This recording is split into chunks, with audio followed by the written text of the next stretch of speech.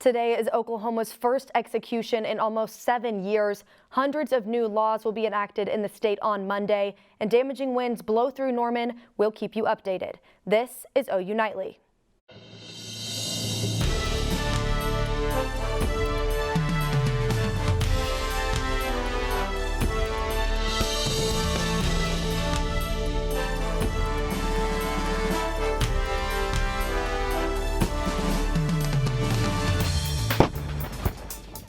Well, no doubt about it, the wind is wildly sweeping down the plains today, and the tailgate tents are feeling it. Thanks for joining us for OU Nightly. I'm Alyse Jones. And I'm Kolby Terrell. We'll get to that wicked wind outside in a few minutes, but first we begin with breaking news. The United States Supreme Court has overruled a 10th Circuit Court appeal concerning an execution scheduled for today at the state penitentiary in Oklahoma. OU Nightly's Morgan Owens is following this breaking story from our newsroom. She joins us live with details. Morgan? Kolby, Alyse, 60-year-old John Marion Grant's execution was set today at 4 p.m. We are waiting for word from prison officials in McAllister right now. Grant stabbed a prison cafeteria worker in 1998. The United States Supreme Court put his execution back into motion today. The High Court lifted a stay of execution that was in place for Grant and another death row inmate, Julius Jones. The stay was due to a lawsuit challenging the state's lethal injection protocol, arguing that the 3-drug cocktail Oklahoma uses for execution causes unconstitutional pain and suffering. The 10th Circuit Court ruled yesterday that Grant was part of that lawsuit and his execution should not be carried out today, but an appeal by the state of Oklahoma overruled that. Grant was originally in prison for several armed robberies when the murder was committed. The next execution in Oklahoma is set for November 18th. That is the day that Julius Jones is set to die. He has a clemency hearing on Monday that could spare his life. In the newsroom, Morgan Owens, OU Nightly. OU Nightly is one of only 2 university newscasts with a working student journalist in Washington, D.C. Our Zaria Oates is outside the United States Supreme Court right now. Zaria, the ruling came down just 2 hours before Grant's execution. In a 5-3 decision, the Supreme Court voted to lift the stay of execution for John Grant. Conservative members voted to allow Oklahoma to proceed with the execution, while liberal members opposed it. This comes a day after the 10th Circuit Court of Appeals ruled the execution should be delayed because of a lawsuit challenging Oklahoma's method of execution. John Grant and 31 other Oklahoma death row inmates allege that Oklahoma's method of lethal injection amounts to cruel and unusual punishment. The High Court delivered their decision at 2 p.m. Oklahoma time. Zaria Oates, Gaylord News, Washington. Thanks, Zaria. OU Nightly will be following this story and have updates later in the newscast. We'll also be at the clemency hearing for Julius Jones on Monday. Now back to the crazy winds we're seeing today. Emma Landeros has a first look at our forecast. Emma, is it still extreme out there? Oh, definitely extreme as we continue to see these very strong north winds. These are just wind gusts, continuing to see 45-mile-per-hour wind gust here in Norman. Now, there are still sitting in those 30s over towards the east part of Oklahoma, but they are still dealing with a bit of that rain, and we're continuing to see these northerly winds picking up throughout the rest of your day. But coming up later on in the show, we'll have those details on how long that'll stick around, your football forecast, and what you can expect for Halloween. Thanks, Emma. Well, hopefully the wind calms down a little bit before football. I know today when I walked outside, it knocked my drink over all over on my sweatshirt. Yeah, all the trash cans outside of my house yesterday was trash day. They're everywhere. I don't even know which one's mine anymore. Yeah, the same thing happened at my house too. It's been a crazy, windy day. I saw a poor girl walking into class today, and she got blown back from the door. Well, thank you, Emma, again. A settlement has finally been reached for the families of the Charleston Church Massacre victims. Roddy has that story and the rest of today's headlines from around the world. The families of the 9 victims of the 2015 Charleston Church Massacre have reached an $88 million settlement. The court determined that the shooter's weapon purchase should have been prevented. Despite receiving the settlement, the families and their attorneys feel that the money can't compare to the losses they've suffered. This is what the law is about. We cannot bring back those 9 victims. We cannot erase the scars that those survivors have. But what we do here today as lawyers and these families is we say we stand on justice. Sentenced to death in 2017, the shooter Dylan Roof has appealed his conviction for the 2nd time. And President Joe Biden left for Europe this morning after pitching a new infrastructure bill. In a closed-door meeting, Biden laid out the details of the $1.75 trillion economic and climate package. Democratic priorities were presented, including expanding preschool and child care, as well as $550 billion to combat climate change. Biden unveiled the framework agreement to Congress before leaving for Rome. House Speaker Nancy Pelosi told fellow Democrats she hopes there will be a vote by the end of the day. And a sheriff stated today that the revolver was a Colt .45 revolver in the Rush shooting. This is the type of gun that Aiden Mendoza said was used by Alec Baldwin in the deadly shooting of Rust. They said they cannot determine how the bullet got into the firearm, but according to gun experts, this type of gun is harder to check for blanks. Baldwin was allegedly told that the revolver was a safe prop gun before he fired it. Authorities have not cleared anyone in the investigation, including Baldwin. And former New York Governor Andrew Cuomo has been charged with a misdemeanor complaint for a sex crime-related offense. More updates are to come. Back to you at the desk. Thanks, Bella. The Oklahoma State Health Department reports nearly 700 new COVID-19 cases today. That brings the active cases in the state to just over 6,000 people. Oklahoma's death count hits 11,285 deaths, and nearly half of Oklahoma is fully vaccinated, while 58% has at least one dose.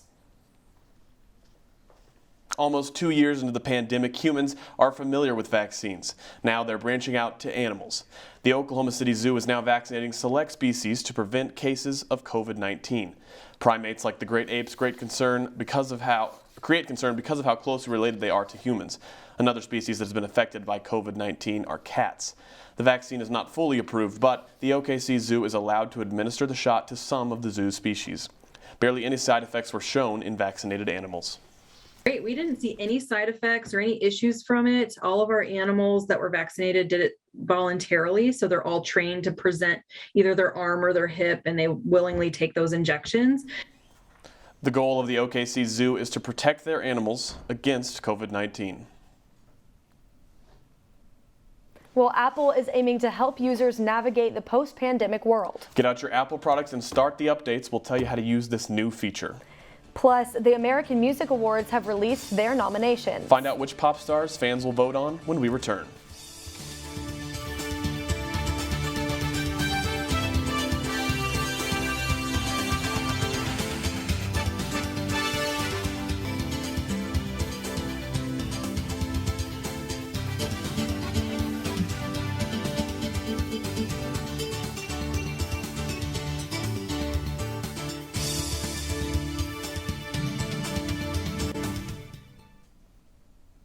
We are hearing that the execution of John Grant has been carried out.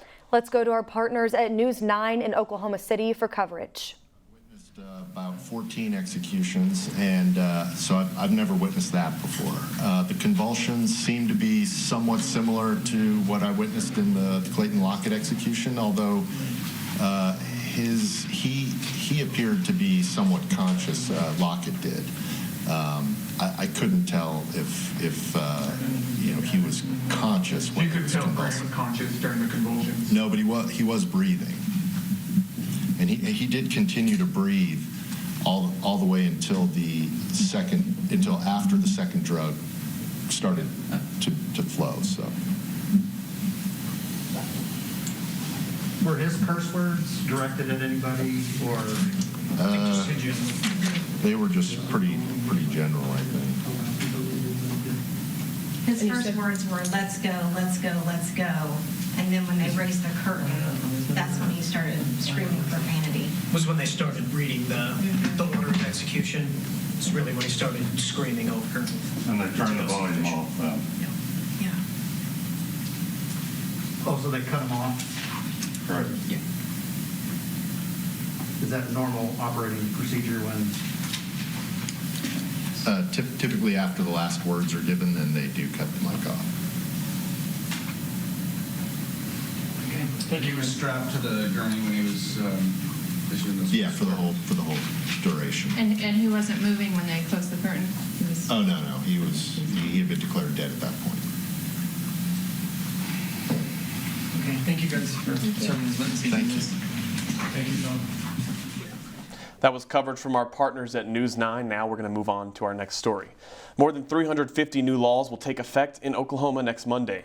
OU Nightly's Audrey Goodson joins us live to tell us about a new bill that will affect liquor stores.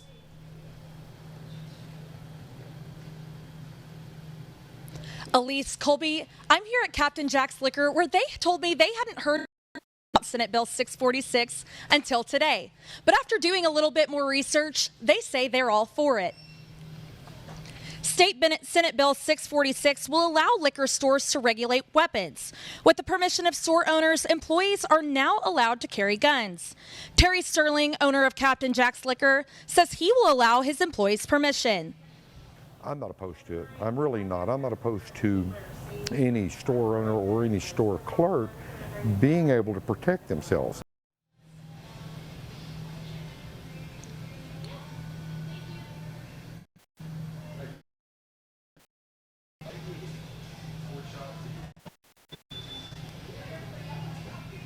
Social media giant has changed its name after 17 years. Deyton Deller has that story and more in entertainment news. Thank you, Kolby. In most recent news, Facebook has announced that it's changed its company name to Meta. The name is based on the sci-fi term metaverse to reflect the company's growing ambitions beyond social media in a virtual world. CEO Mark Zuckerberg says that their apps and their brands will not change and their mission will remain the same. We are still the company that designs technology around people. But now we have a new North Star to help bring the metaverse to life. And we have a new name that reflects the full breadth of what we do. The company also says they will spend about $10 billion over the next year developing the technologies required for building the metaverse. And if you're an Apple user, you can now add your COVID vaccine card directly to your Apple Wallet. This new feature is making it more convenient to provide proof of vaccination without carrying a physical card.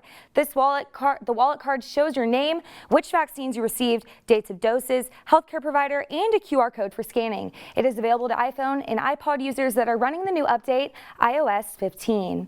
And in other news, the National Retail Federation has estimated that spending on Halloween-related items will break a record of over $10 billion this year. Back to you guys. Well, scary stories are a staple on Halloween, but that can start stigmas around some household pets. Keeping them safe is one shelter's priority over the weekend. We'll tell you which one when we return. Plus, it's a busy weekend with football and Halloween. Emma, are we going to need jackets over our costumes this weekend? Well, that's something I think you might want to stick around for. After the break, I'll have all of those details coming up.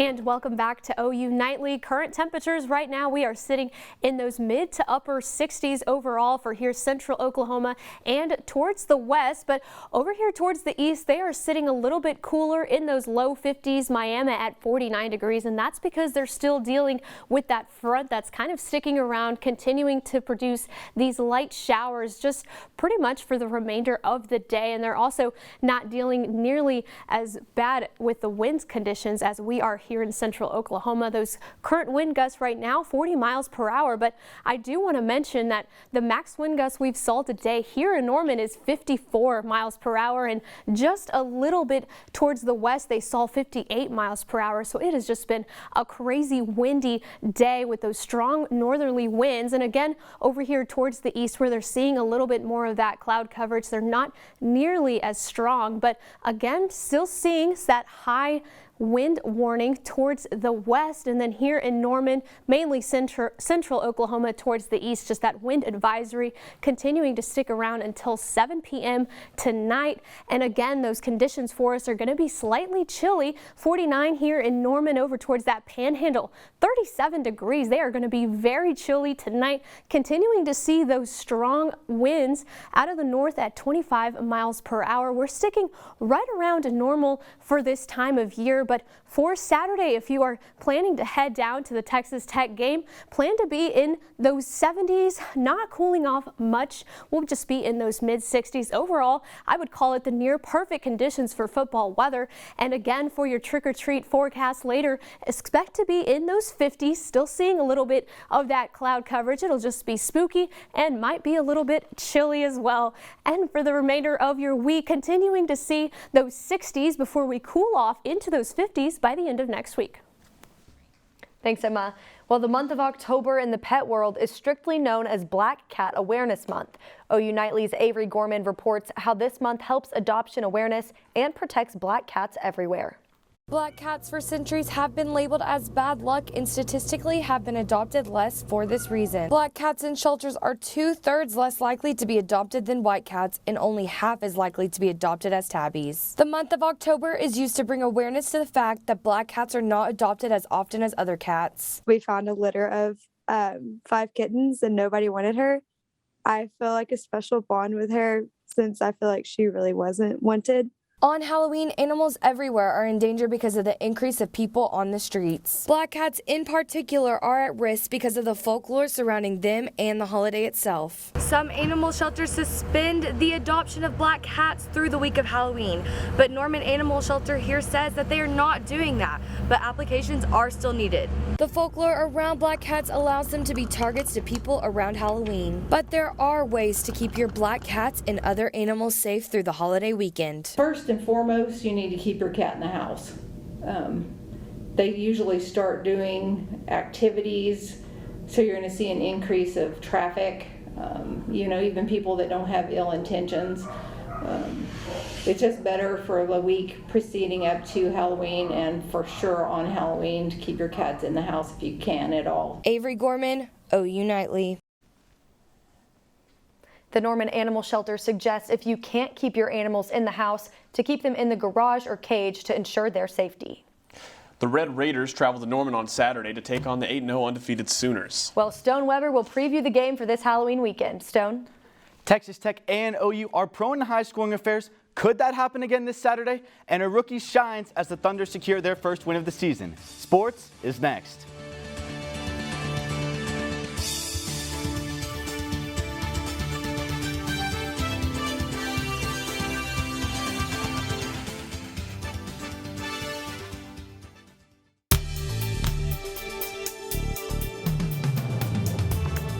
I'm Stone Weber, and it is time for your sports. The Oklahoma softball team received a huge donation today, contributing to a new softball complex. Love's Travel Stops has pledged up to $12 million to the construction of Love's Field. The minimum cost of the new stadium is currently estimated at $27 million, but more than $20 million has already been raised through Sooner Club members. The new stadium will house up to 3,000 Sooner fans and is set to open in 2024. OU and Texas Tech have had some outstanding offensive matchups, none better than the 2016 matchup in Lubbock. Baker Mayfield and Patrick Mahomes combined for 1,708 total yards as the Sooners came out on top 66-59. If the Sooners don't want to see another high-scoring affair with the Red Raiders, Coach Lincoln Riley says the defense needs to step up. The majority of breakdowns that we have, we're causing. We've had a couple of times, at TCU game, guy made a couple of phenomenal catches. We've had a few things like that over this stretch, but we've had way too many that we're serving it up on a silver platter. Thursday Night Football sees its best QB matchup of the season tonight as Kyler Murray takes on Aaron Rodgers and the Packers. This should be a matchup for the ages, and with a proven winner like Kyler, the game plan has to center around him. You're dealing with the guy that's not really used to losing, dating all the way back to high school. I think he never lost a game in high school, may have lost a couple games during his time at Oklahoma. So you're just dealing with the winner. He's a winner at heart, and you can see it in the way he plays. The #1 ranked OU men's golf team took down OSU 3-2 in the East Lake Cup. This win marks Ryan Hibble's squad's first win at East Lake Golf Club in 3 appearances. This tournament wraps up the fall slate, and the team won't be in action again until February in the Puerto Rico Classic. It was a main event last night at the Paycom Center as the Los Angeles Lakers came to town to take on the Oklahoma City Thunder. It was the second straight game LeBron James has missed with an ankle injury. But Josh Giddey gave the fans something to watch in James's absence. Giddey became the youngest player since LeBron to have 10 assists in a game, finishing with 18 points, 10 assists, and 2 rebounds. As usual, Shai Gilgeous-Alexander led the way with 27, including this third quarter buzzer beater. The game was out of reach when Darius Bazley stole an inbounds pass and slammed it to go up 7. Former Thunder fan favorite Russell Westbrook wasn't a huge fan of this and got tossed due to his extracurricular activity. Alyse, Kolby, back to you. Thank you, Stone. Sailors in the Netherlands disrupted a nap for one sea creature. And the name of her snooze spot is almost made for her. Find out why straight ahead on OU Nightly.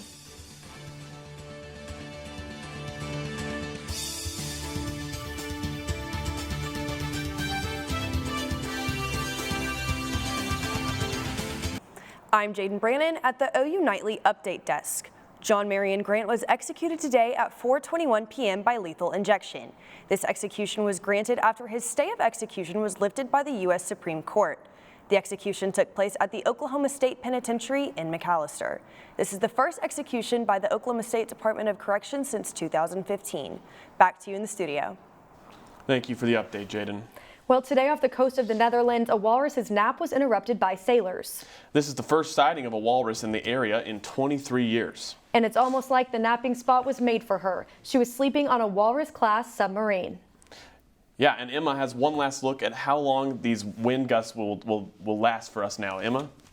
Yeah, so we really just have to deal with the remainder of today as well as tomorrow. We will be in those mid-60s, but again, sustained winds between 20 and 25 miles per hour. And then right by Sunday, just expect those nice sunny conditions with 66 degrees, very just calm winds. And then your Halloween, expect very similar conditions. Now, by the start of next week, we will start to see a little bit more of that cloud coverage, and we'll start to see those temperatures in those upper 50s. But keep in mind, those are really going to happen towards the beginning of the day, and it's pretty much just going to be typically just starting to see those temperatures in the 40s. So if you do like that cold weather, then you might like what you can expect for next week. Thanks, Emma, and thank you for watching OU Nightly. Be sure to watch us every weekday live at 4:30. Have a great night.